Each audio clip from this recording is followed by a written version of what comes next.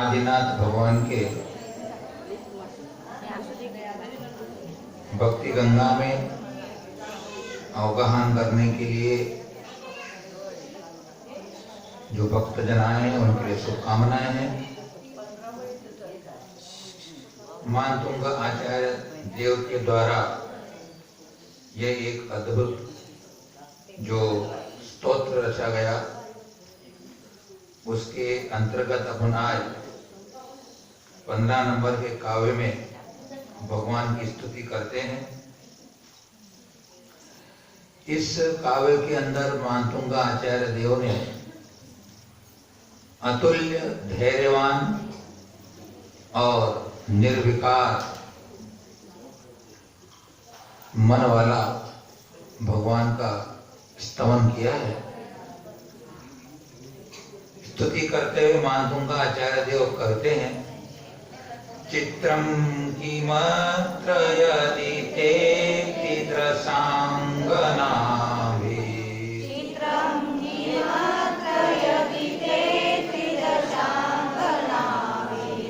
नीतं मनागपि मनो न विकारमार्गम्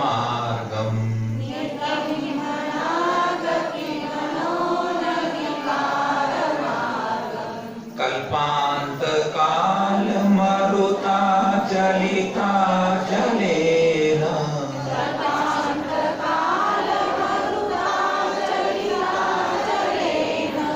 किमन्दरात्रिशिखरं चलितं कदाचित्।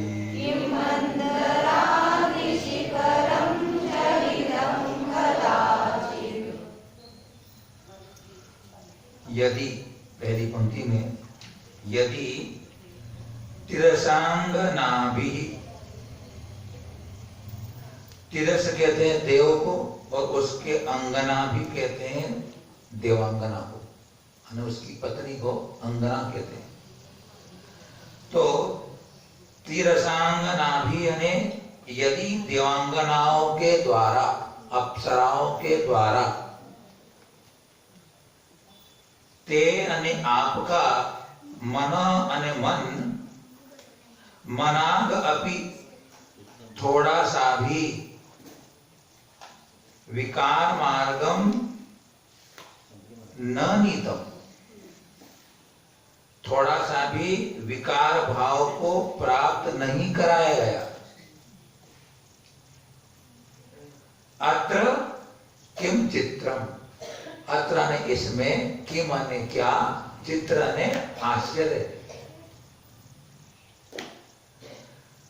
यदि देवांगनाओं के द्वारा, अप्सराओं के द्वारा आपका मन थोड़ा सा भी, किंचित मात्र भी विकार भाव को नहीं प्राप्त कराया गया, तो इसमें क्या आश्चर्य की बात है, ऐसा आचार्य मानतुंग कह रहे हैं। उपमा के रूप में बताते हैं कि चलिता चले न, अचलेन, अचल कहते हैं पर्वत को, और चलित ने उसको चलाने वाला, हिला देने वाला। पर्वत को हिला देने वाली कल्पांत काल मरुता, तीसरी पंक्ति में कल्पांत काल ने प्रलय काल की हवा, मरुता कहते हैं हवा को, तो पर्वतों को हिला देने वाली प्रलय काल की वायु या हवा,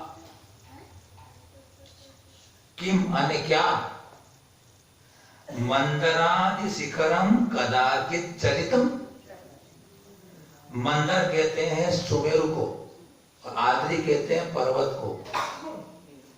मंदराद्री है ना, आद्री है पर्वत, मंदरा है सुमेरु। सुमेरु पर्वत के शिखर को कदाचित अन्य कभी चलितम, हिला सकती है।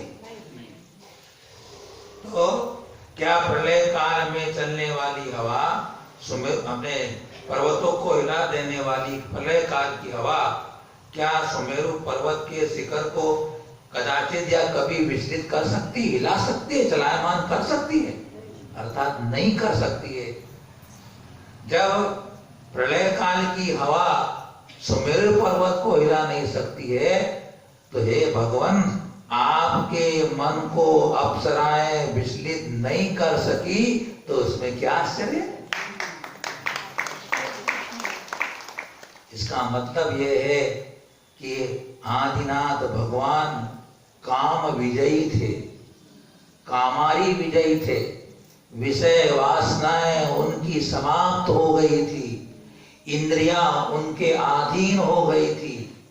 वे किसी भी तरह अपने तपस्या से इन देवांगनाओं के द्वारा भी विचलित नहीं किए जा सकते थे। ऐसे अचल सुमेरु पर्वत के समान थे। पर्वत, सुमेरु पर्वत कभी भी विचलित नहीं किया जा सकता, ऐसा उनका निर्विकार मन हो गया था। तो ऐसे उनके निर्विकार पवित्र मन की, पवित्र आत्मा की स्तुति की गई।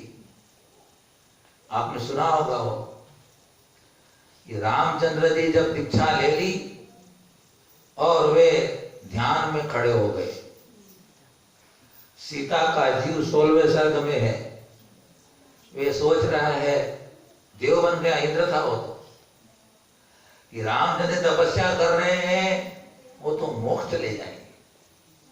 लेकिन मैं सोचती हूं कि मैं और ये दोनों साथ में मोक्ष जाए तो अच्छा है। देख ले, अभी भी राग नहीं गया राम से उसका। तो क्या सोचती है, अने वो देव है, तो वो देव बन गया है। बोले अगर राम को मैं ध्यान से विचलित कर दूं तो मोक्ष नहीं जा पाएंगे। बोले फिर तो अपने साथ जाएंगे वो, फिर वो मेरे साथ आ जाएंगे, मर के स्वर्ग में जाएंगे। तो वह देव सीता का रूप बना करके धरती पे आता है, और सीता का रूप बनाकर धरती पर आकर के रामचंद्र जी को ध्यान से विचलित करने की पूरी कोशिश करता है। एड़ी से लगाकर चोटी तक इस तरह की भाव भंगिमाएं, इस प्रकार का आलिंगन, एक नग्न निर्बंध राम मुनिराज खड़े हैं। लेकिन सीता का जीव, जो कि सीता बन के आया था, रामचंद्र जी के मन को किंचित मात्र भी चलायमान नहीं कर सका। और अब जगत में कुछ ऐसे देव हो गए, ऐसे प्राणी हो गए, जो अप्सराओं के रूप और उनके काम के पीछे अपनी सारी जीवन की तपस्या को न्यौछावर कर दिया। शंकर जी ने क्या, ब्रह्मा जी ने क्या, सबने रंभा, मेनका, तिलोत्तमा जैसी इन देवांगनाओं के पीछे तपस्या को छोड़ दिया। इसलिए वो सच्चे देव नहीं है। मेरे देव तो वो हैं जो किंचित मात्र भी विकार को प्राप्त नहीं होते हैं। ऐसा आदिनाथ भगवान की स्तुति में मानतुंगाचार्य देव कह रहे हैं। 16वें, जिनका मन कमजोर होता है, जिनका मन, जिनको डर लगता है, जो जल्दी विचलित हो जाते हैं, अगर वो इस श्लोक का पाठ करते हैं या इसका जो मंत्र दे रखा है उसका वो जाप करते हैं, तो उनका मन मेरुवत अचल हो जाता है। मेरुवत अचल होता है उनका मन इनकी साधना करने से। निर्धूमवर्तिरपवर्जित तैलपूर,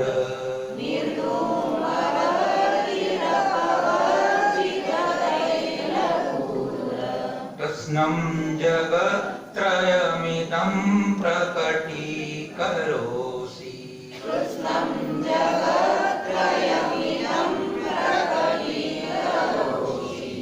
गम्यो न जातु मरुतां चलिताचलानां,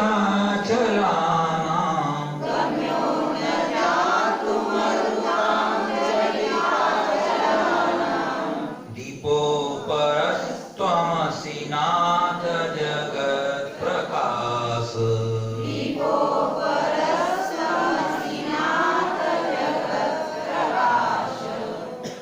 सर्व विजयदायक काव्य के बारे अंतर्गत मानतुंगाचार्य भगवान जिनेन्द्र भगवान की स्तुति करते हुए उन्हें एक अनूठा दीपक बता रहे हैं, अलौकिक दीपक बता रहे हैं, अद्वितीय दीपक बता रहे हैं, एक अलग ही प्रकार के दीपक को बोले। आप क्या कह रहे हैं भगवान को? कि निर्धूम वर्ती, नी धूम माने धूम से रहित और वर्ती यानी बाती से रहित, और अपवर्जित तैल पूरः, और तेल के पूरण से भी वो रहित है। और कैसे है? इदम अने इस, कृष्ण माने संपूर्ण, जगत त्रय अने तीन लोकों को प्रकटी करो सी, प्रकट करने वाले हैं, प्रकाशित करने वाले हैं, दिखाने वाले हैं। न धूम, न बाती, न तेल, तीनों नहीं है जिस दीपक में, लेकिन वह तीनों जगत को प्रकाशित करने वाला है।